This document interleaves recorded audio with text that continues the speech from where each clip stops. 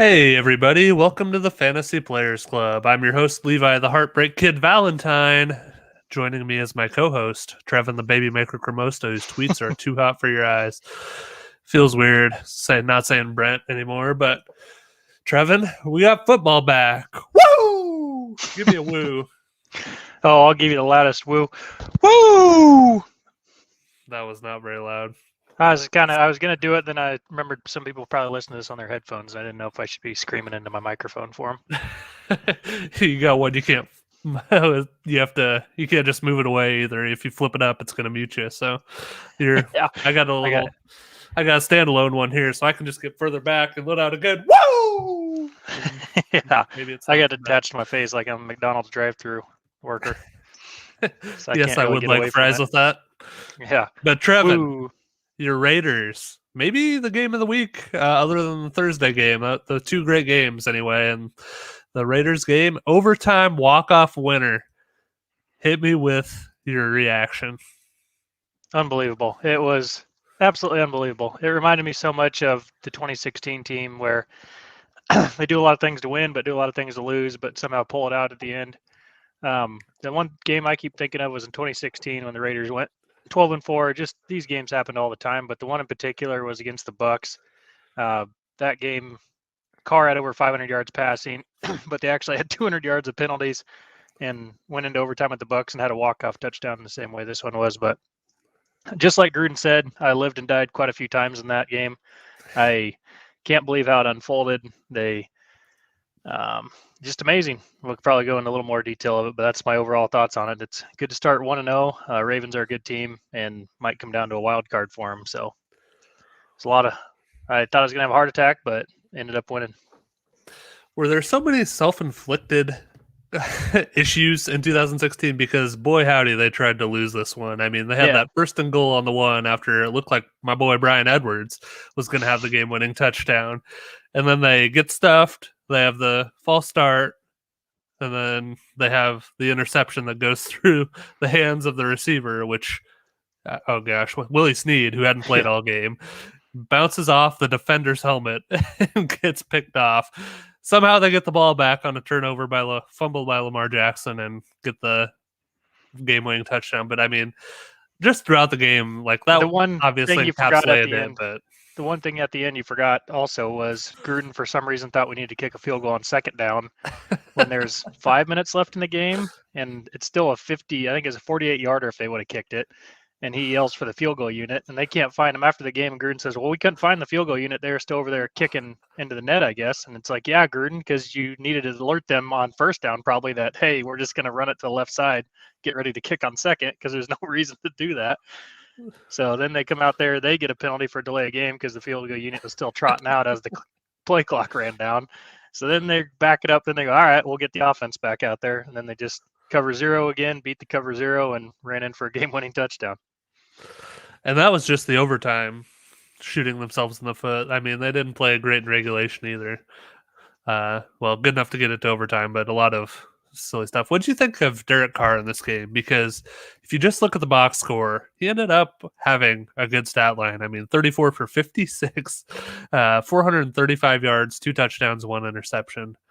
Only a 52.8 QBR, but if you're just looking at the raw stats, it looks pretty good. But a lot of this game, he just looked very uncomfortable in the pocket and had a hard time distributing the ball. So what did you think of his performance here?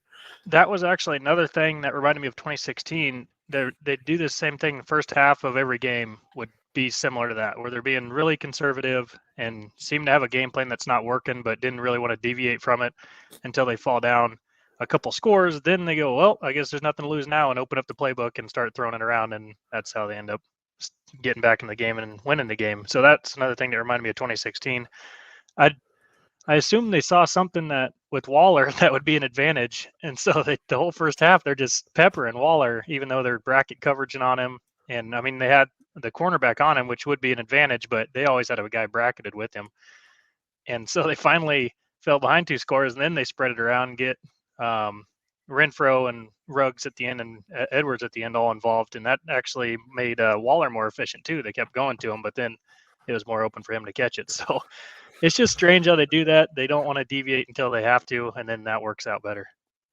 Yeah, we'll talk a little bit more about Waller here in a second, but just to reiterate your point, the first 10 pass attempts that Carr threw, 7 were targets to Waller, and Carr started 2 for 10 passing in this game. Just unbelievable. Do you think Carr keeps the job all year?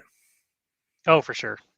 He definitely provides the best chance for them to win. And Mariota looks like he's already hurt after he ran one play. So there's, Is he? I hadn't seen that.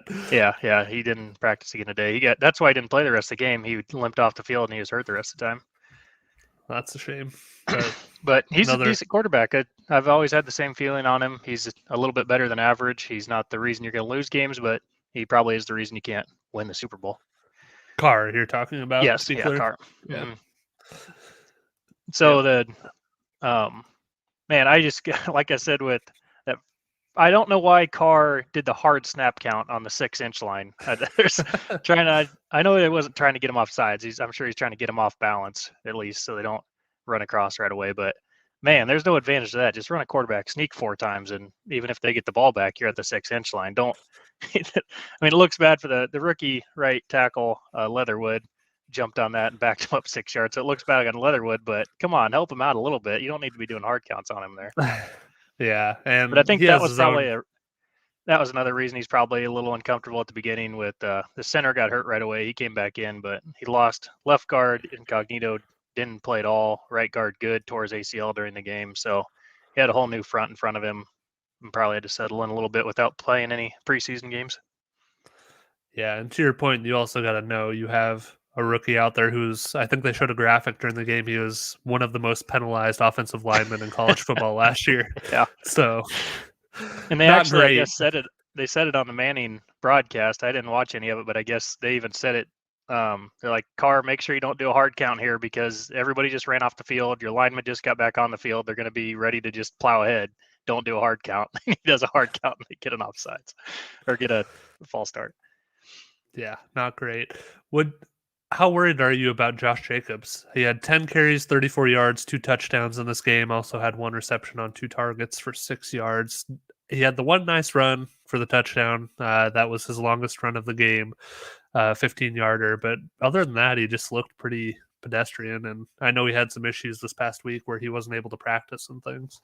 I'm only worried about the injury. Those toe things, they just linger on those running backs, especially. And every time he got up, turf toe? Is that what he has? They haven't clarified, but from the way they're talking, it sounds like that. Just where they keep saying toe and they keep saying how it lingers, so everything they're saying just sounds like a turf toe. And during the broadcast, they said he might have to wear shoes with plate in them that helps with turf toe. So I haven't seen the actual Raiders say it's turf toe, but it seems like it's that way, which sucks. We talked about Jacobs a lot, and I wish he'd just be healthy for this year so I could see if I win or lose on our Jacobs debates we've been having all off season. But he did have that one nice run, like you said. He's definitely better at going between the tackles as Drake. Drake just kind of plunges his head straight ahead on those runs, but wish he was healthy. I'm worried it's going to be a lingering one. Yeah, turf toe certainly can be, and I think they each played about half the snaps, so that's kind of another thing that's going to limit his production going forward probably. Yeah, on the fantasy side, he got saved with a couple touchdowns, so saved his fantasy day. Yes, definitely helped. Let's get to our stat of the week. We alluded to it a little bit earlier, but Darren Waller had a huge game, and of course, as he does, he had 19 targets in this game, 10 catches, 105 yards, and 1 touchdown.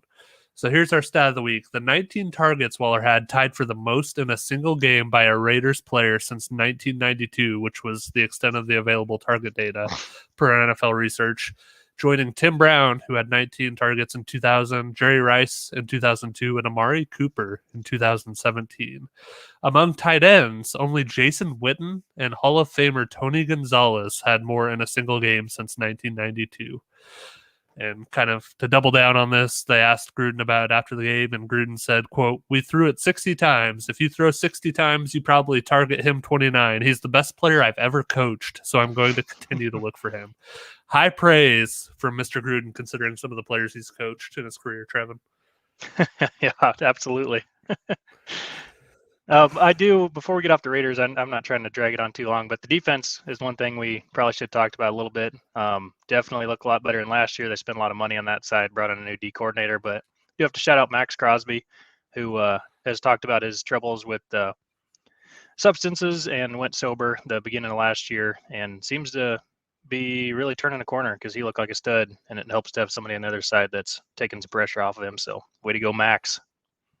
Yeah, pretty cool. I mean, I wish they'd stop bringing it up on all these broadcasts, but obviously it feels like every time Darren Waller gets mentioned, you have to hear about his issues in the past. And now Max Crosby, and that's not to downplay anything that they've done. It's just, I think there's so much more as football players and as people than their history with substance abuse. So Waller's great for them, but absolute stud tight end for 3 years now. We could probably start talking about how good he is on the football field every time he does something. Yep. Incredible. And Crosby is a lot of fun to watch as well. All right. Let's hop into our main event, Trevin. Let's do it. For tonight's main event in round 1, we're going over what we learned. Round 2, we'll be talking about what to watch for in week 2. And round 3, we'll give you some things to go do in your leagues now. So, Trevin, round 1, what we learned. What I learned, let's start at the beginning of the week, is that Antonio Brown is back. As you may know from having him on your bench in a critical matchup against a divisional foe this week in one of your leagues, Trevin. Brown had 7 targets, which he turned into 5 catches for 121 yards and a touchdown on Thursday night for the Buccaneers as they held on to beat the Dallas Cowboys. Trevin, you think he can keep this up all year? Boy, it seems like it. The Cowboys, of course, have a bad defense, but they do have one good cornerback with Diggs. So I have 2 thoughts on it.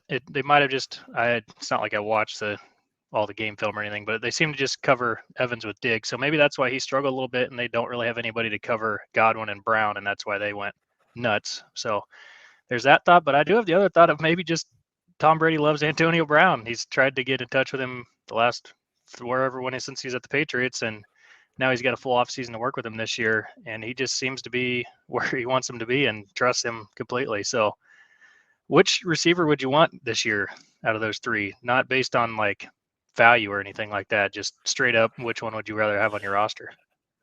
Let's rank them. So which one, you're essentially asking which one I think is going to have the best fantasy year? Yep. Regardless of cost. Yeah. I don't know. That's a really hard question. I think I'm going to go with Godwin. I think he's just so underrated for what he's able to do.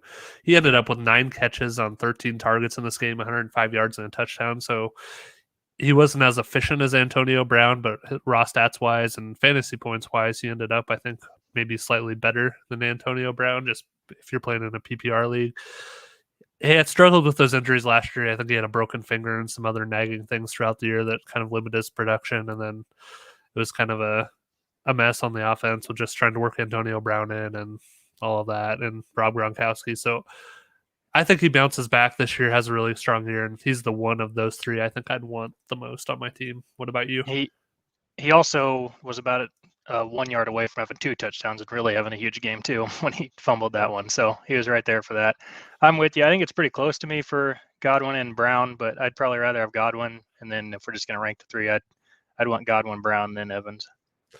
Yeah, Evans struggled in this one. Like you mentioned, 6 targets, 3 catches, 24 yards. That's kind of been the case with him. It seems like he always ends up with 1,000 yards at the end of the year, but these last couple of years, it's been last year with Brady and then this game, it seems like it's been kind of boom or bust for him a little bit. And obviously, he's always been a big red zone target, and Brady used him that way last year, and that's great when he hits. But on weeks like this, or Marcus Lattimore of the Saints has kind of shut him down in their matchups over the years. It just makes it pretty rough. So I don't know. It's hard to tell which Mike Evans you're going to get during the week, and it's kind of touchdown dependent a lot of weeks, it seems like. And the Bucs seem like they might do this most weeks as far as just between their rushing and passing distributions, because Rojo, of course, fumbled, and Fournette didn't have a very efficient game, went 9 attempts for 32 yards. So they just might keep it in Brady's hands and let him throw it to all these different weapons they have. I don't think anybody would complain about that. They only scored 31 this week, so they could put up a lot more points. They did have the turnovers, like you mentioned, a couple of fumbles, one for Jones, one for Godwin that they lost that probably kept this game closer, but they were moving the ball. Brady had 379 passing yards. Gronkowski had a big game here, 8 catches, 90 yards, 2 touchdowns. So he kind of took maybe some of the work you would hope would go to Evans more so a lot of weeks, but I think it's probably 2 or 3 of these receiving options are going to be great in fantasy on a given week. It's just going to be maybe tough to figure out which 2 or 3 it is, if it's going to be an Evans week or if it's going to be a Antonio Brown week or a Gronk week or what that's going to look like. I'm not really as concerned with you, I guess. I think Brown and Godwin, you're pretty set as far in my eyes as far going forward. I think Evans is going to have up and down weeks. Gronk, but I was proven wrong here. I thought he was going to have a kind of a down season. They were going to save him for the playoffs, but OJ Howard wasn't playing at all, right? I'm not saying he's going to come in and take all of Gronk's, but he might get a little bit of the Gronk targets. But he's coming off that Achilles from last year. Yeah. So going forward, I guess my only point was I'm very confident in keeping Brown and Godwin in my lineups, but with the other guys, I'm be a little bit more concerned. Yeah, it'll be an interesting situation to monitor for sure. On the other side of the ball in this game, we had the Cowboys who had a tremendous offensive output as well. My takeaway here was I think you're going to want this to start the Cowboys, whether you have Amari Cooper, CeeDee Lamb, Ezekiel Elliott, Dak Prescott, any of those on a given week. And then anybody they're playing. Zeke in this game, only 11 carries for 33 yards.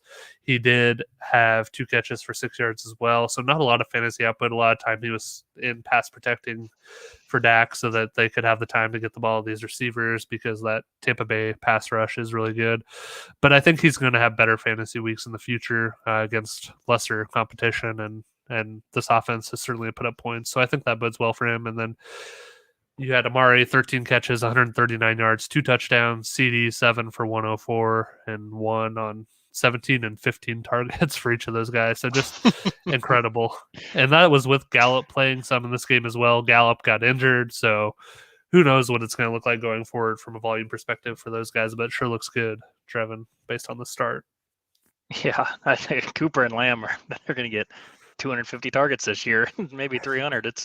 I think it's going to be crazy for those two, especially without Gallup cutting in a little bit. Yeah, Dalton Schultz also got 6 catches for 45 yards here. They threw the ball 58 times, so there was plenty of volume to go around here. Their defense isn't that great. Their offense is really good. That's exactly what you want in your fantasy team, whether you're going against those guys or you have Cowboys. So looking for a lot of shootouts and a lot of high-scoring fantasy point weeks from those players. Yeah, looks like Dak is right back to his old self. I was a little bit concerned with it from the hard knock. Seems like they had him on a pitch count of some sort there and also had that shoulder injury going into the first week, but he looks like he's right back to it. Yep, we were all hoping for that, and it's great to have it confirmed. Takeaway number 3 this week, Trevin. The kids can play. The rookie wide receivers had great first-round performances in a lot of cases. Jamar Chase, who some people were a little worried about based on his preseason performance, had 7 targets, 5 catches, 101 yards, and a touchdown. Jalen Waddle had 5 targets, 4 catches, 61 yards, and a touchdown. And Devontae Smith had 8 targets, 6 catches, 71 yards, and a touchdown. So each of the first-round picks, other than Kadarius Toney, had a touchdown. Kadarius Toney had 2 targets, 2 catches, -2 yards, no touchdowns. Poor Kadarius. I love those. I love when a draft happens and everybody immediately agrees that was a bad pick, and then turns out it was a bad pick. Do you love that? Because I feel like it happens to your beloved Raiders. We're not going to talk about that at all. They're probably the number 1 team that happens to. Nope. I don't love it then. The Giants were giving them a run for their money, though, with the Daniel Jones and the Kadarius Toney picks in recent years. The other one I was going to mention here, obviously Rashad Bateman was a first-round pick as well. Didn't get to play in week 1, but Rondale Moore had a decent game here. 5 targets, 4 catches, 68 yards, and no touchdowns. So not quite as good as the others. But Trevin, what do you think about these rookie wide receivers? They certainly look like they're living up to the hype so far, based on what we've seen in week 1.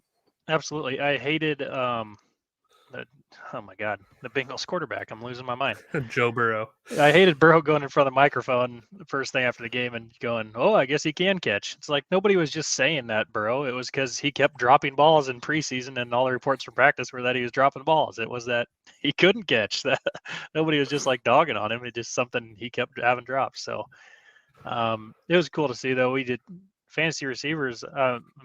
Rookie receivers. Like we've talked before, I kind of hesitant to be putting any faith in them producing right away that first year. But this first game, and these guys all did very well in fantasy. Does that change your opinion on that at all going forward? I don't know. But it's almost doing it, especially with the way some of the guys played right away last year too. So might need to update my thinking on rookie receivers producing for my fantasy team. Yeah, I think I had a couple of guys slotted in out of that group out of necessity in a couple leagues, and I'm putting Jamar Chase in my redraft lineup this week, so we'll see how it pans out. But the Eagles, I mean, I know we're not talking too much about individual games here, but man, the Eagles really shocked me. I thought they were going to be a bad team this year, and they moved the ball and kicked the hell out of whoever they played. The Falcons. Your playoff bound Atlanta Falcons. The first week. They look terrible. I think that might have been a case where the Eagles played well, but they were also playing a team that's just not going to be very good. What do you think about that? No, we'll save it for the next round. All right. Moving on, to the rookie quarterbacks, who also look pretty solid here. Mac Jones, 29 for 39, 281 yards, a touchdown, and no interceptions. Zach Wilson wasn't quite as good, 20 to 37, 258 yards, 2 touchdowns, 1 pick. We also saw touchdowns during cameo appearances from Justin Fields, who had a rushing touchdown, and Trey Lance, who had a passing touchdown. So it was good to see them get on the field, even if it was in a small role this first week, Trevin. Any big takeaways from those performances? The one, just to mention it, is Trevor Lawrence also played a game. Yeah. He was 28-51, 332 yards. He did have 3 touchdowns and also 3 interceptions. So he didn't look quite as good. Jaguars got their butts kicked. But there's other guys you had on there between Mac and Zach. They pretty solid games. So yeah, I don't know what the hell is going on in Chicago. It seems crazy to me to play him. I get that you want to run some packages for him. You don't turn the whole thing over to him. But if you're having him do that in the very high pressure situations of the red zone, then go ahead and trust him for the whole game. I don't know what the point of that is. If you can trust him inside the 10, but you can't trust him at the 40 to 40. So that's just pretty wild to me, but I don't know what's going on in Chicago. Yeah, I don't get it either. It seems like Field should be starting there sooner rather than later. We'll see what they do, but I understand not wanting to start him in this tough matchup the first week against the Rams, but going forward, I don't know how you keep him off the field. We know what Andy Dalton is, and it's hard to believe based on everything we've seen on the field that Justin Fields doesn't give you a better chance to win at this point. Mm-hmm. Last question here, Trevin, for what we learned. We learned that we have 2 MVP candidates here, Jameis Winston and Matthew Stafford. Who you got for MVP this year? That Jameis line is pretty crazy. 5 touchdowns on 150 yards, and his 4 touchdowns on like 90 yards before he had that longer one to Harris at the end. It's just Jameis never ceases to amaze me, I guess. He's just going to do crazy stuff all the time. But I would probably take Stafford right now if we're betting on who's going to win the MVP. I can't believe you're disrespecting our LASIK King, Jason. What's he on pace for? 85 touchdowns for Jameis? 5 a game? 85 touchdowns, no interceptions. I think that'll win the MVP. Good. That might do it. He won't have that many yards, but... Yeah. Who's your MVP? Stafford looked really good in this game. They dominated the Bears. He had 321 yards, 3 touchdowns, no picks. It was kind of interesting looking at the target distribution. Tyler Higbee was second after Cooper Kupp in targets, and then Robert Woods only had 4 in this game, which 3 catches, 27 yards. So I think a lot of weeks that Robert Woods is probably going to have a little better performance, but for whatever reason this week they just... I don't know if it was the way the defense lined up or what happened, but he didn't get a lot of work. Van Jefferson, kind of a surprise here as well. 2 catches, 80 yards, and a touchdown. So the one big, 67-yarder. But I don't know. Like the Rams look like they're going to be really, really good, and Stafford looks really good. And I think that outside of maybe Patrick Mahomes, he's got as good a chance as anybody at this point. You forgot to mention Carr, but that's all right. I don't know what else he needs to do to get a mention, but we'll see next week, I guess. Maybe not start 2 of 10. I don't know. All right, Trevin, let's move on to round 2. Yeah, What we're watching for this week. You put a couple things on here. Why don't you hit us with them? I'll introduce this one because it's your team. So let's just start with you. Your Titans looked really bad last week. Awful. Now, they got Julio. Seemed like they were gonna try to really outscore some teams. His defense maybe has improved, but they really struggled last year on defense. So they're gonna light up the scoreboard and have Henry run all over and run some play actions to AJ Brown and wide open Julio Jones and really put up some points. So where'd it go wrong? It went wrong when Chandler Jones got 5 sacks during this game, Trevin. He was dominant out there. And when you have somebody get that many sacks, there's not a lot the quarterback can do, and it just puts the brakes on the whole offense. He was eating Taylor Lewan's lunch, left tackle for the Titans. Lewan even tweeted after the game saying, "Got my ass kicked today. No way around that. I let the team and the fans down. Thank you, Chandler Jones, for exposing me. It will only force me to get better." Taylor, you better get better in a hurry because 38-13 against the Cardinals is not great. The Cardinals were not that good last season. Maybe they'll be a lot better this season in Cliff's second year. They certainly played like it in this game. 38 points on offense and a dominant defensive performance led by Chandler Jones. But the schedule does not get any easier here. They go to Seattle in week 2 before coming home to face the Colts in week 3. I expected the defense to be bad for the Titans. I did not expect the offense to struggle like it did in this game.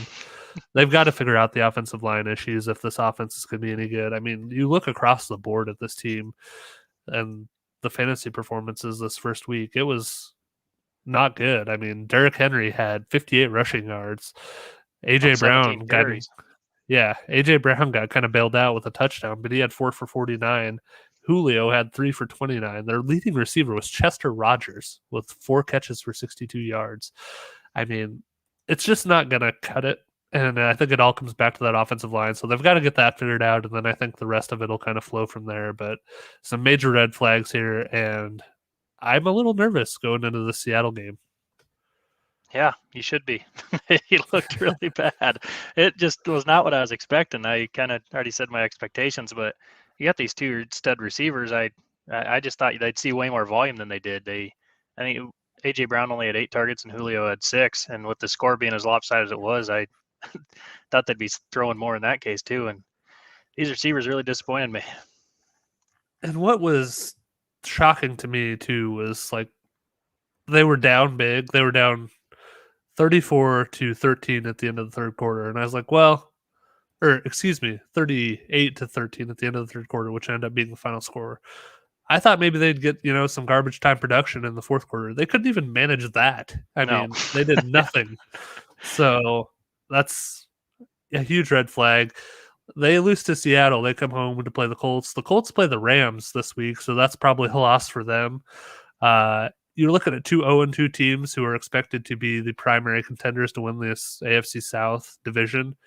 That's going to be 2 really desperate teams going into that week 3 matchup. So if they both lose this week, keep your eye out for that because I think that'll tell us a lot about how the rest of the season is going to play out for these 2 teams. And when we did the division previews, I said the AFC South would be the worst division in football, and you and Brent both kind of laughed at me. And it's looking like a pretty bad division now, huh? It's certainly not off to a good start. The Texans and the Jaguars are going to be terrible. I think we all expected that, but there are some other very bad divisions out there. I mean, I can't remember which one did Brent say he thought was the worst. Well, the NFC North is the one that went 0 for. Nobody won there, but I don't think that's what Brent said. Yeah. I don't think that was Brent's pick. I think his pick was the NFC East, where 7-9 won it last season. And to his credit, 3 of those 4 teams lost. The only one that won being Philadelphia. So we'll see. There's a lot of season left, but it certainly wasn't a good start. Well, I'll take it on the chin next, and we'll get into the. So what do you think? The Titans Seahawks this week. What's your kind of prediction there? Any chance of a rebound for the Titans? I think they can play better, but I don't think they're going to win in Seattle. The line is Seattle by 5.5, and I wouldn't be surprised if they covered that. As far as like the panic meter, I'll put it at a 5 for this team right now from a fantasy perspective, because if you can't protect the quarterback, they're going to struggle all year long. Yep. So we'll go to, I'll take mine on the chin next. Like I said, with the Falcons at Bucks, I've been a big Falcons pusher. I said they were my long shot to make it to the playoffs. I've been telling everybody on here to take Pitts, and it doesn't matter the price. And this was disappointing. They looked really bad against the Eagles, who I thought was going to be not a good team this year. And they scored 6 points on offense. I thought this was a team that was going to be similar to the Titans in that they're just going to put up some points. They had a lot of weapons and had a veteran quarterback that could throw it around. And they did none of the things. Matt Ryan only passed it 35 times. Last year, they were the 4th heaviest passing team in the league. They threw it 40 times a game last year. This is a game where they were losing the entire time and still only threw 35 times. Matt Ryan had 164 yards, only completed 21 passes. This was a wake-up moment for me here. If you're only completing 21 passes a week, it's going to be hard for Ridley and Pitts to both have big weeks. Yeah, it'll be interesting to see if they can improve like the Titans kind of need to as well. Ridley started off good in this game. I think he had 2 or 3 catches on that first drive, but he only ended up with the 5 for 51. So it really slowed down for him. And then in the rushing game, they just couldn't get much going. Cordarrelle Patterson ended up being the leading rusher in this one on 7 attempts for 54 yards. So I don't know. Like, same thing as the Titans. They were down 22-6 going into the fourth quarter and didn't score at all in the fourth quarter. So even in garbage time, if you can't put up points, that's not a good omen for your fantasy production from these guys. No, the Pitts, the stats about his usage did look pretty good.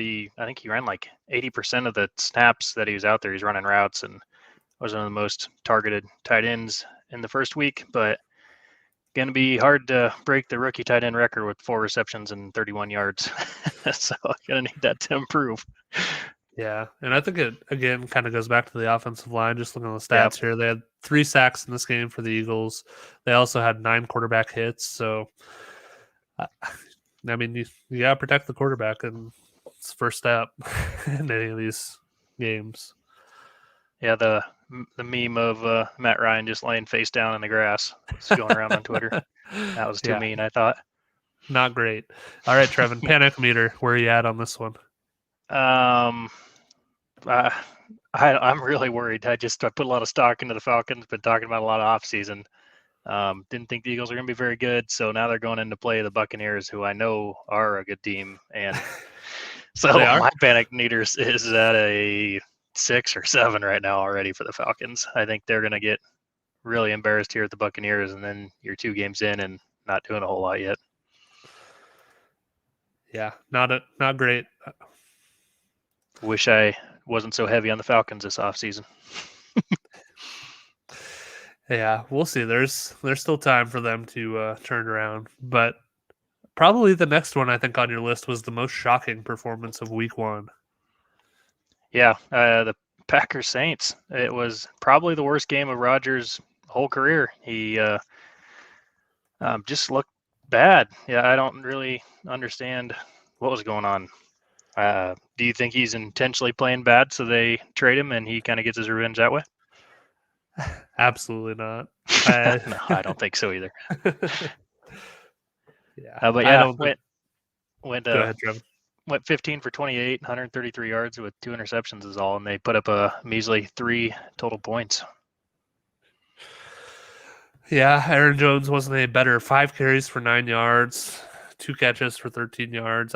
Just all around terrible performance. Almost, I think this was just as shocking as Jameis having 5 touchdowns and no interceptions was Aaron Rodgers having, playing half his passes and throwing 2 picks and putting up 3 points as a team in this game. I don't know what you do from what you take away from this. I don't know if there is a lot you can take away, but they have a chance here in Week 2 if they do not play better, significantly better against the Detroit Lions on Monday Night Football next week in a game that is in Green Bay. Then I will start to worry. But right now, I think you just got to chalk it up as a really weird start to the season. And I don't know that there's a lot of actionable advice that you can take as a fantasy owner coming out of this game. Yeah, I was kind of seeing some in the years past, the first game, some weird results. So it's probably mostly that. I don't think Rodgers just forgot how to be a quarterback. He won the MVP last year and had a hell of a year. I did like the stat of, I think he had 5 total interceptions last year, and at one point this game he had 2 interceptions and 3 passes. So that Yeah. was kind of funny. Did you see he blamed the one on getting hit in the nuts? No, I didn't see that. Apparently, he doesn't wear a cup during games. He like tried it once in junior high or high school and didn't like it, so he never wears one, and he just got nailed. And that's what he blamed throwing the interception on, as he was throwing. No, I missed that. So, yeah, I don't know. It's all the same guys as last year when they had a tremendous year. Aaron Jones is still there. Devontae Adams is still there. Randall Cobb is back. So, I mean, I just don't think that I'm not reading too much into it yet. Like I said, if they struggle week 2, that's when I'll start to worry a little more. So I'm probably like I don't know, a 2 or a 3 on the panic meter. Where are you at? Yeah, I'm with you. I was going to say 2. There's just, I was looking at his fantasy. He had 3.3 fantasy points last week, and Marcus Mariota, his one run, he had 3.1 fantasy points. The list of quarterbacks that had more fantasy points than Rodgers last week was hilarious because you also had like all of the rookies, because even Lance and Trey Fields Lance had and Fields. touchdowns. Yep. So yeah, got Matt Ryan and his terrible game still ahead of him. Taylor Heineke's ahead of him. Or Heineke. Yeah. Pretty much every quarterback that played. Yep. The only quarterbacks he beat out were Mariota, Fitzpatrick, Jordan Love, Brissett, Taysom Hill, and Felipe Franks must have got a snap. He had 0 points, but must have got a snap in the game. So good job, Aaron. You beat those guys. Wild times. What a weird game. All right, Trevin, what else are we watching for in week 2? There's some weird stuff going on with the 49ers. I don't really know how to react to it. We'll start with the running backs. It seemed all of camp, the reporters and the way they were using them in preseason, that Sermon was probably going to be the backup, maybe kind of a 1A, 1B with Mostert. We got word on Sunday morning that Sermon wasn't even active for the game. They left him off the active roster and didn't have him in pads. So that was the first strange deal. And then once the game happened, Mostert got hurt first or second carry, like right away. 2 so in carries. game. Oh, sorry. What was that? No, I just said he had 2 carries. You're right. Yeah. So then the backup came in, and it was actually Elijah Mitchell, the rookie 6-rounder, who I had kind of talked about on the show as my deep sleeper pick. Didn't think he'd be getting any action this early in his career, but he had a really good game, had 19 carries for 104 yards, set the rookie record for a rookie's first game at running back with 104 yards, had the long 38-yard touchdown, and really put on a show for being a 6th-round rookie. So Hasty, he only had 1 attempt for 3 yards. So he was the guy. Mostert had 2 carries, and Trey Lance had 3 carries. So there wasn't any sharing going on. I don't really know how to react to this. I know with Shanahan and his running backs, he kind of goes week by week, but Mitchell put on a show and there wasn't anybody else taking carries from him. It sounds like Sermon will be active going forward because they'll need the depth, but I don't know what to do. What do you think? I have a really hard time trusting anything Shanahan says about his running backs. I mean, during camp, we heard that Sermon was number 2 in the pecking order here, and then you get to the first game and he's not even active. So I don't know. It's going to be hard not to if you are in a deeper league or if you are in a league where you really need help at running back. But I would personally, I don't have this choice because I wasn't able to get him off any of my waiver wires, but I would have a hard time starting Elijah Mitchell in week 2 if I had other viable options against an Eagles defense that looked pretty good in week 1. And I have a hard time trusting that Kyle Shanahan is going to give him another 19 carries this week. What do you think? You're in this situation. You have Elijah Mitchell. Are you starting him?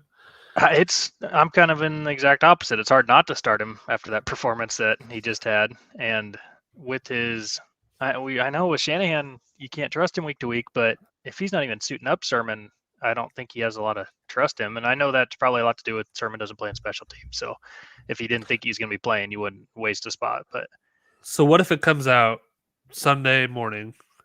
Because the Niners game play at noon this week in Philly. Mm-hmm. Comes out. Trey Sermon is active this week I because they expect only him to have be. Yeah. 3 running backs. You're still starting Elijah Mitchell. After what we saw last week, he looked really good and had a lot of yards. It's going to be really hard for me to not keep him in after a performance like that.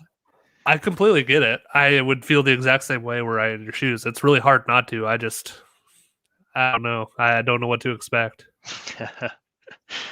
And you said that we can't trust what Shanahan says, which I agree with, but it wasn't just him. It was the reporters at practice. We're all saying that Sermon's, all the reporters Brent, that go to Brent says, practices nice were. sleeper, Trevin.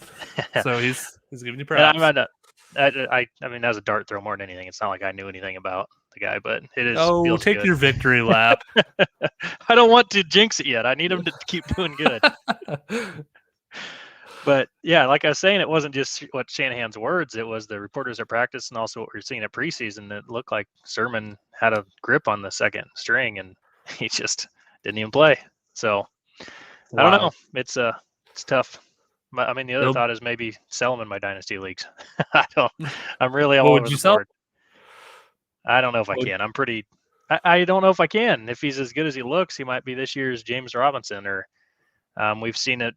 We've seen Shanahan do it before with Alfred Morris at Washington. Was a deep, I think 6th or 7th round pick, and he had 1,600 yards that one year at Washington. And he was the guy at the Texans that had brought in Arian Foster, who had huge years with the Texans. So yeah, I don't know. Offers you a 2nd round pick. Are you taking him? I don't think I can. And then I'm a little weak at running back anyway, but sure, if I was a little stronger at running back, I might. It's probably a fair value for him right now. Yeah. It'll be interesting to watch that in week 2, certainly. Trevin, you also had on the receiver side something you were keeping an eye on here. Yeah, the other side is Ayuk just didn't show up for the game. I think he didn't even have a target or a reception. I had the snaps up. I don't remember what it was, but played very limited, which nobody also saw that coming. And he was a high draft pick this year. His ADP was, I believe, in the top 20s for receivers, if I'm not mistaken, on ESPN, and just didn't show up. And the Deebo Samuel went crazy. He has 9 receptions on 12 targets, 189 yards, and 1 touchdown. And everybody was kind of thinking he'd probably take a back seat to Ayuk. And now Shanahan's coming out today and saying that if Ayuk wants a spot, he's going to have to earn it and type of stuff like that, kind of implying he hasn't been practicing very hard. He did have some injuries in the practices leading into the year. So I don't know. If I'm an Ayuk owner, I'm sure worried about the situation, but he had such a good year last year. You got to kind of bank on his talent and that it wasn't a fluke. I know you had quite a comparison for him. Yeah. To your point, Trevor, he played less than half the snaps, 48%. No targets, no receptions. They came out and said he got beat out by Sherfield in camp. So that certainly doesn't bode well. Sherfield didn't do much in this game, only 2 catches on 3 targets.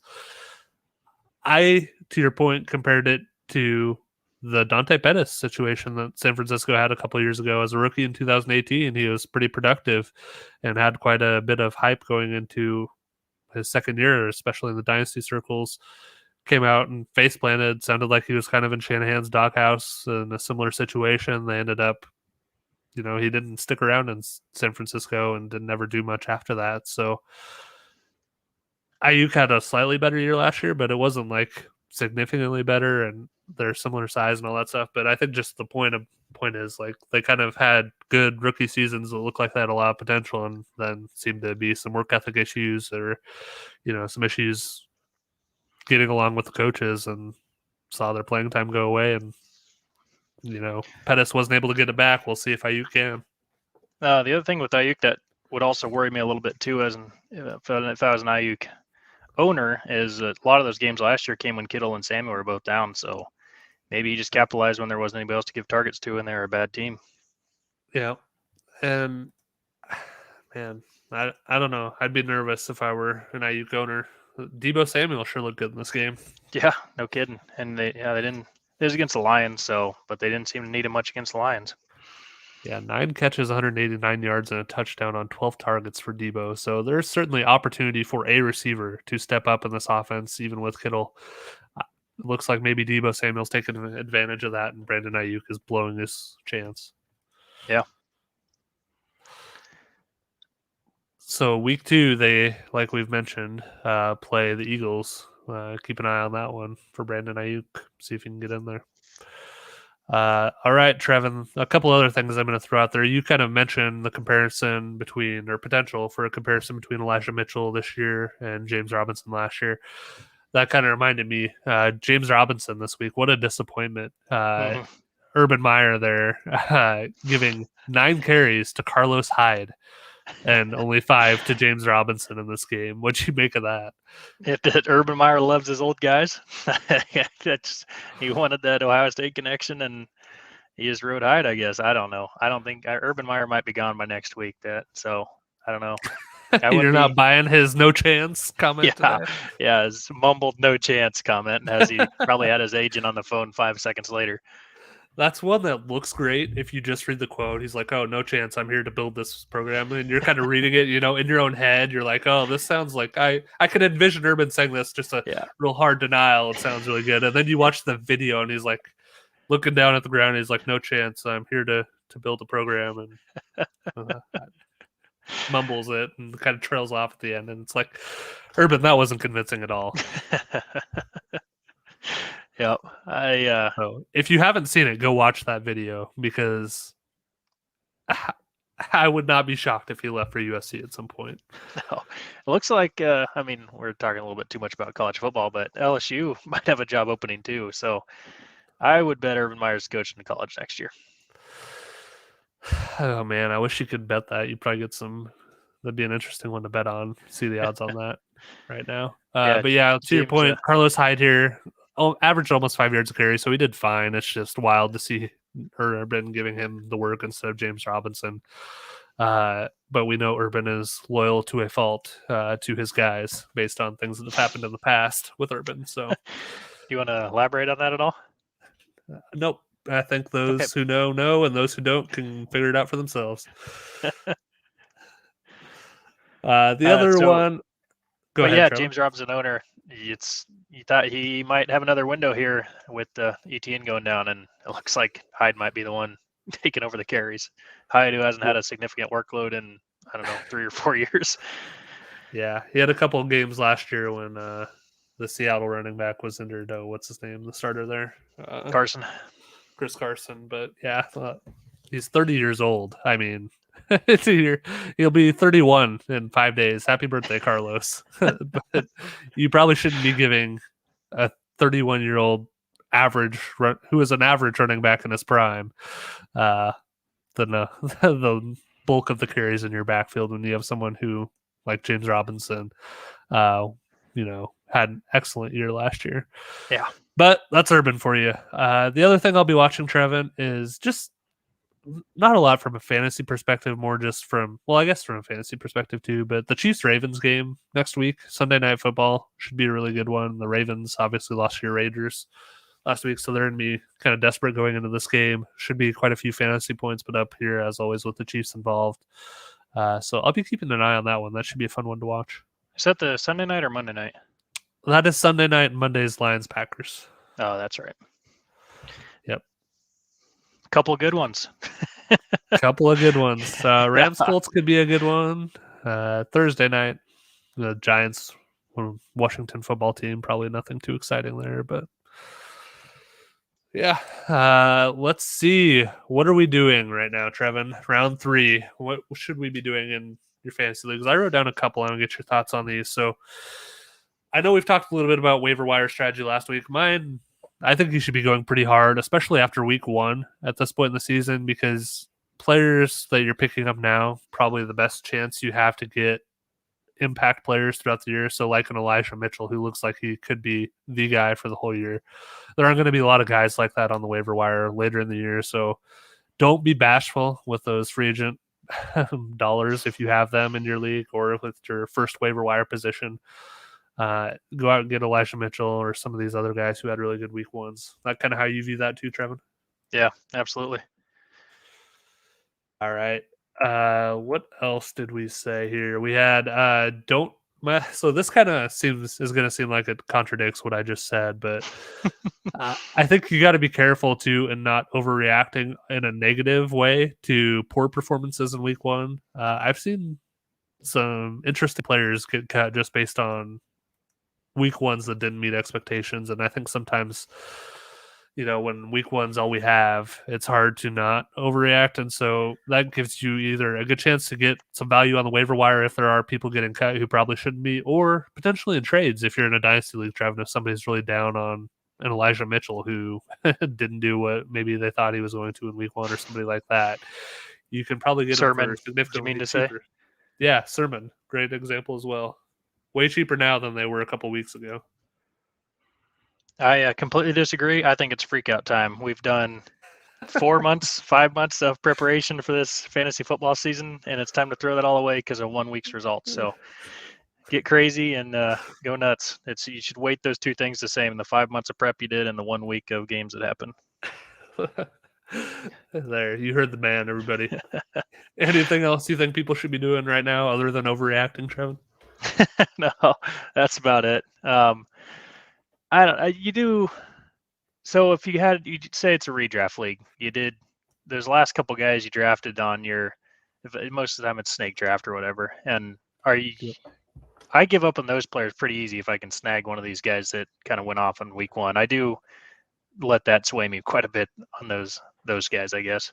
I'm not going to make any big moves on those first 10 rounds of players I got, but those end guys get cut immediately.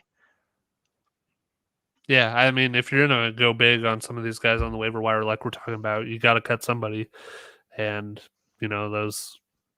is there really a big difference between your 15th round pick and the first guy off the waiver wire? Probably not. But I'd be careful going too far, like you mentioned, top 10 rounds or so. I think that's kind of where you got to think about a little more carefully. Yep, I agree. All right. Well, before we hop into our pick to click competition, I just wanted to cover a couple viewer comments here. Greg says this show just isn't the same without Hut Hut. You two are going to have to woo me. So we miss you, Brent. Thanks for watching this week, and Greg will do our best to try to woo you. Let's hop into our pick to click competition. So, as a reminder here, this is where we pick someone from the main slate on Sunday who will score 15 or more points in DraftKings scoring and cost $5,000 or less on DraftKings. And last week, Brent picked Marvin Jones, who ended up with 18.7 points, cashing him in 2 points as Jones cost only $3,600, which is less than the $4,000 threshold for 2 points. So well done, Brent. He went out on top. He did go out on top. Trevin, you did not go out on top. You went with Zach Moss, who was a healthy scratch.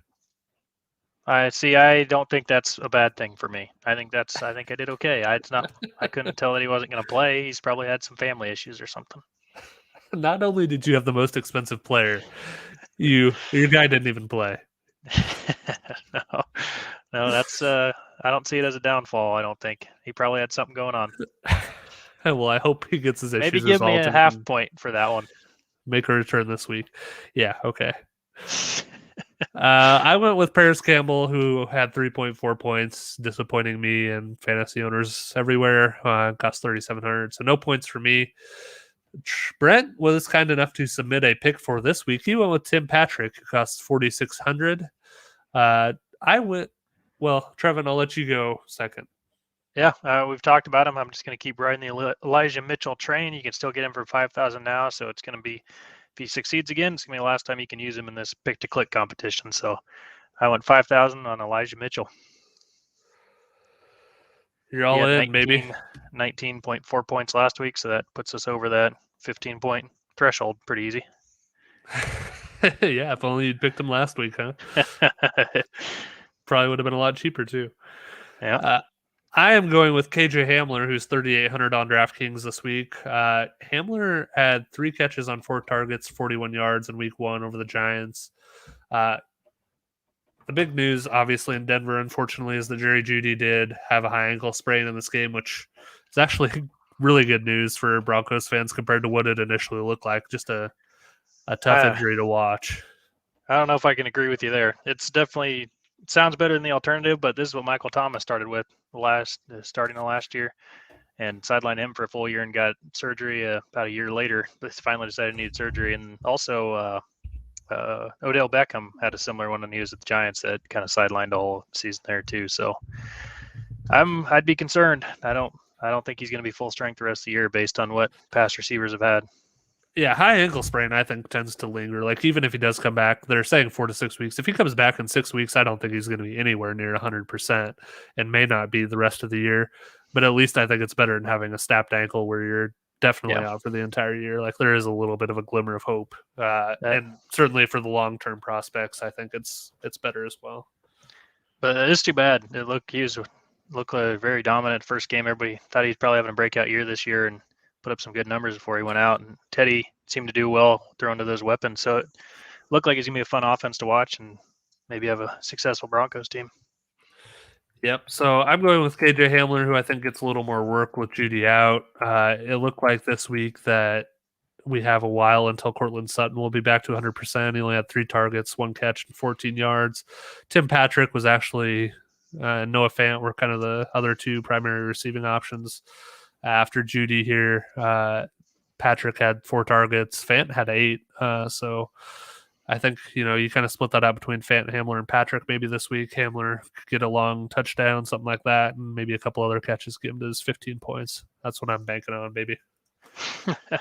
So you guys are both going with the Broncos receivers, so we can about guarantee there's going to be a Broncos faceplant this week. Wouldn't surprise me at all. Sorry about that, Denver fans. Yeah, they play the Jaguars, so I think we're fairly safe here. Boy, if the Jaguars get stomped by the Texans and the Broncos to start the year, Urban might not make it to the bye week. Nope. Oh man, what a disaster that was. I just can't believe, like, it's one thing to lose to the Texans. It's another to get beat the way they got beat, 37-21, and it wasn't even that close. No. And then you look at their Go ahead, Trevin. I just keep thinking about that podcast you and Brent did last year where you were saying they're going to have 10 or 11 wins or whatever. And yeah, that's funny. Yeah, that was terrible. We got a little excited about the future there, and Urban Meyer is not the guy to lead them down that path. I think we're all in agreement on that. Man, you look at the rest of their schedule this year. I don't know if I see a win at all, other than we thought the Texans would be the one that they could get 2 wins from maybe this year. Here it is: Denver, Arizona, Cincinnati, Tennessee, Miami bye week, Seattle, Buffalo, Indy, San Francisco, Atlanta, the Rams, the Titans, the Texans, the Jets, Patriots, and Colts. So you're looking maybe the Texans, maybe the Bengals, maybe Atlanta, if they're as bad as it looks like they might be. Like, the rest of those teams could all be 500 or better. I mean, I guess you're not going to be 500 this year, most likely, but... Can I say something mean? Sure. You seem to be leaving out the Titans there. And after what we've seen from the Titans, I wouldn't say that they're just not mentionable on teams that could be beat. I agree. I just have a little more faith, I guess. I mean... I'm saying they're worth a mention as a team that could be a possibility as a Jaguars win. Sure. We can throw that out there. All right. Moving on from the terrible Jacksonville Jaguars. If you like those DFS picks, you should use them in our DFS contest. We're having showdown contests on Thursday, Sunday, and Monday for Thursday night football, Sunday night football, and Monday night football. And we also have a main slate contest on our DraftKings league for Sunday, the noon and the afternoon games. So hop into those if you want. We tweet out all of those, the links to all those contests on our Twitter account, and we just have a league on DraftKings, so that's out there as well. And if you want to join the league, you can sign up and get notifications every time we post a new contest. We're doing a season-long contest here. We still haven't figured out what the prize is going to be, but it'll be something cool. We'll figure it out, as that's future us's problem, right, Trevor? Yeah, since Brent's not a host anymore, you get his Fantasy Players Club shirt. There you go. And his Brent's microphone. actually Brent's actually winning this contest after 1 week. He has 40 points. Greg is second at 39. You're in third with 32, and I'm tied for fourth with Sean with 31 each. So we're representing pretty well so far as a podcast.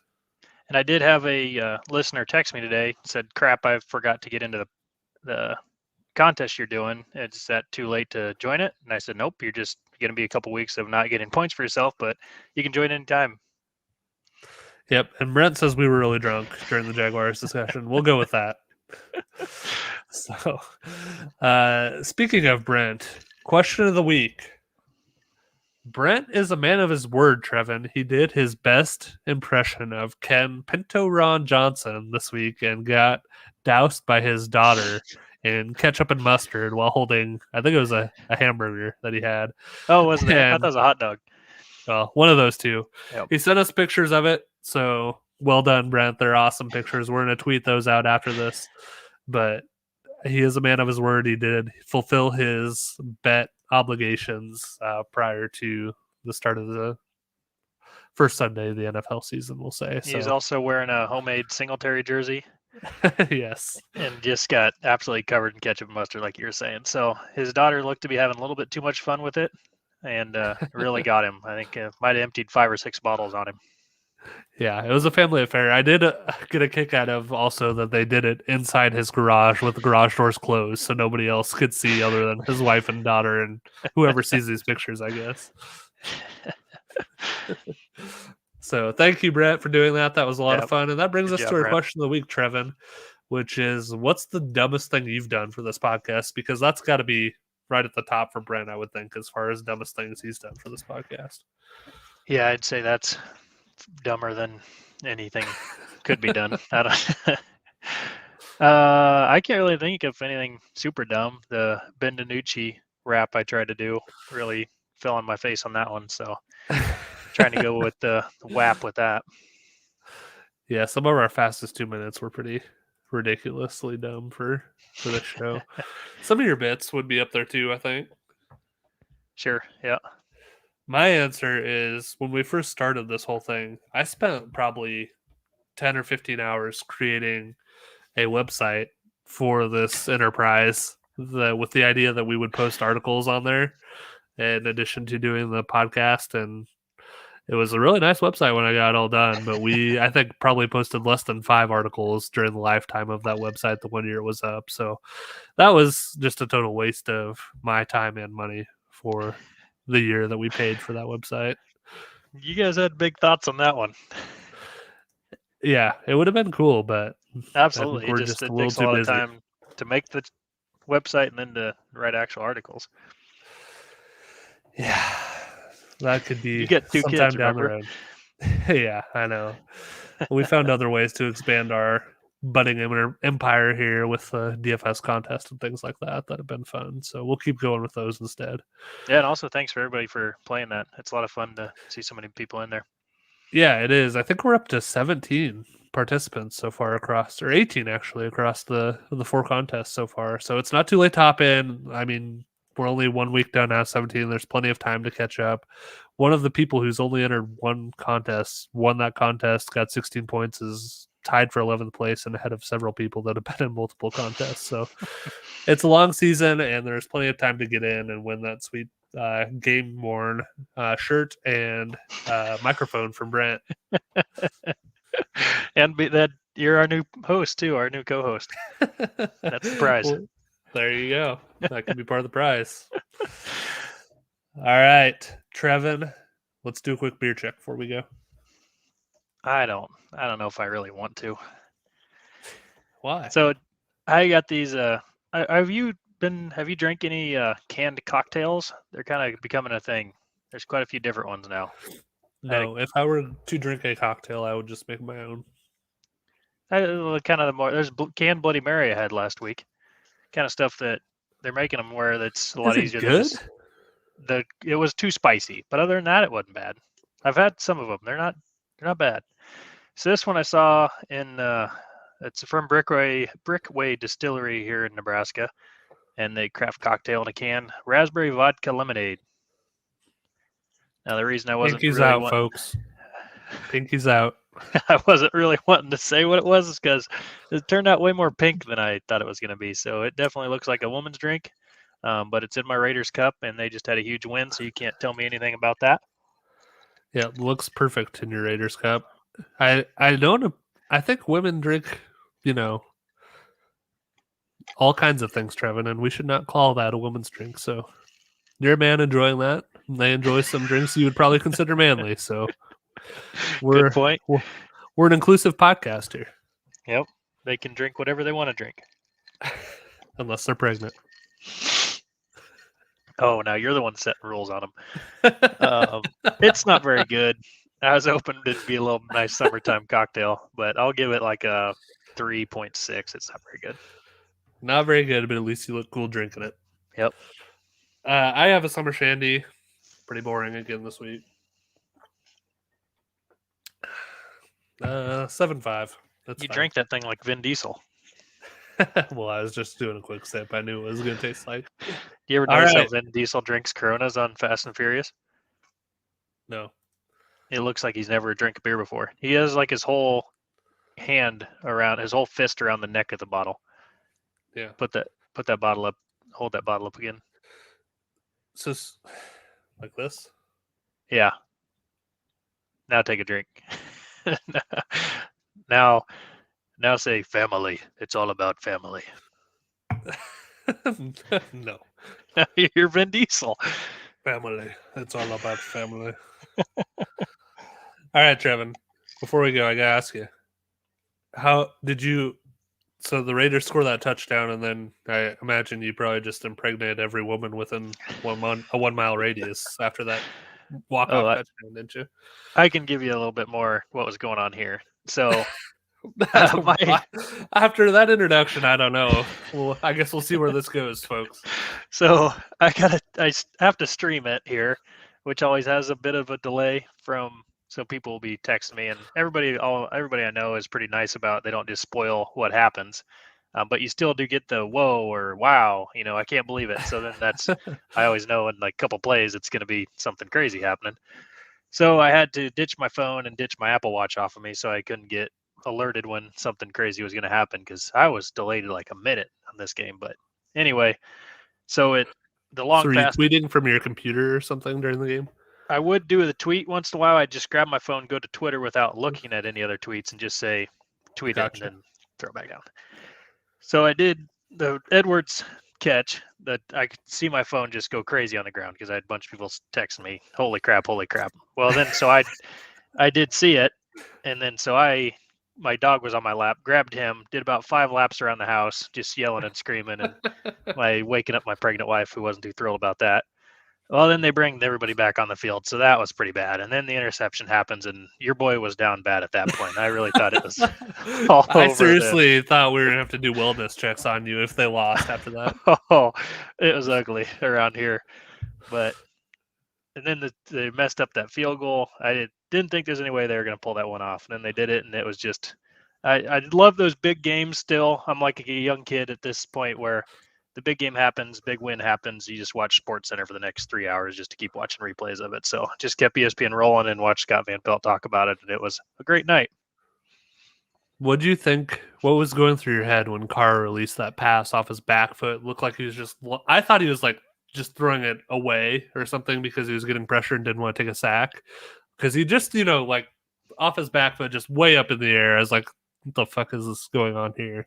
No, see, I watch Carr enough. That's his thing. When somebody's wide open when a coverage is blown or something, that's how he does it. He just puts a lot of air under it. So I knew once he threw it, I knew somebody's wide open. It was going to be a touchdown.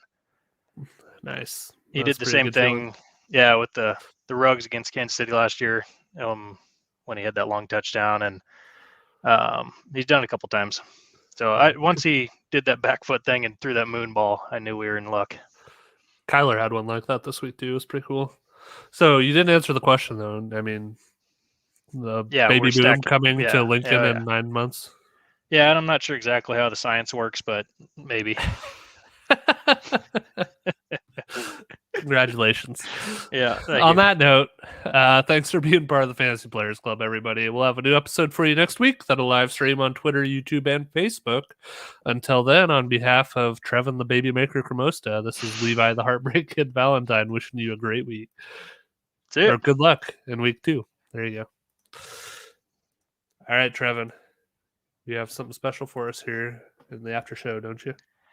I do. So we had the sad news of Norm Macdonald passed away just yesterday, and he's probably my favorite comedian of all time. Nobody else does it like he does it. It's not, I don't know, it's tough to explain. He just says everything in a different way. He's very dry about it, and he has this kind of style on a lot of his jokes where he just kind of says it to see and then just kind of revels in the reaction that he gets from who he just said it to, I guess is kind of a way to say it. So there's clips going around where I love the Charles Woodson one. I might put that one in the front here where he is presenting the ESPYs and brings it back to OJ Simpson is kind of the end of the joke that nobody was expecting. And the whole crowd is just shocked. And he's just kind of giving his shit eating grin on stage of just letting everybody. The one thing he did was just let the silence be silent. Like he didn't have to fill it. He just let everybody deal with what he just said. So just a really different way of doing it. He has some longer jokes. It's one of his things. And whoever he's telling it to, you could tell they knew he was fucking with them, but there was no way they couldn't ever tell how he was going to do it until the punchline came at the end. He just seemed to be telling nonsense stories. And then there's always just a really weird punchline at the end. It's just a different way of doing things. There's always one clip of the Bob Saget roast when the Comedy Central roasts were popular that I loved it at the time. I used to watch it on DVR all the time because it was never on YouTube. For some reason, Comedy Central didn't let that one get out.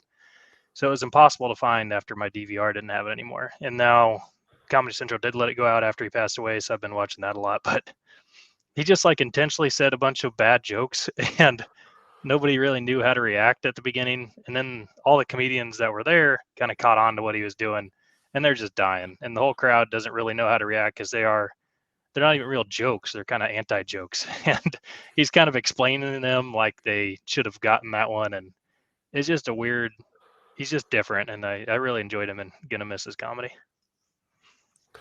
So if there were one of his shows or works that you would recommend people go watch if they're not familiar with him or if they just want to see what you would recommend as the best thing that he ever did, what would you say? The stuff he did with Conan, he guested on Conan quite a bit. And the Letterman stuff too. He's probably, I don't know, one of the best late night guests of all time.